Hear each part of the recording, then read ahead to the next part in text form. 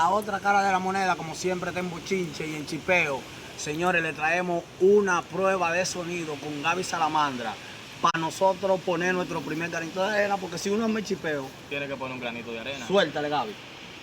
Prueba de sonido, dice. Cada vez que suelto un verso el movimiento siente pánico. Lo tengo mamando todito, me piden suplicar. Sé que me critican, pero todos son mis fanáticos. Y si quieren compararse, vengan a pedirme rúbrica. Y subimos tu entrevista porque te estaba muriendo. Y como perra bola ahora, tú te estás virando.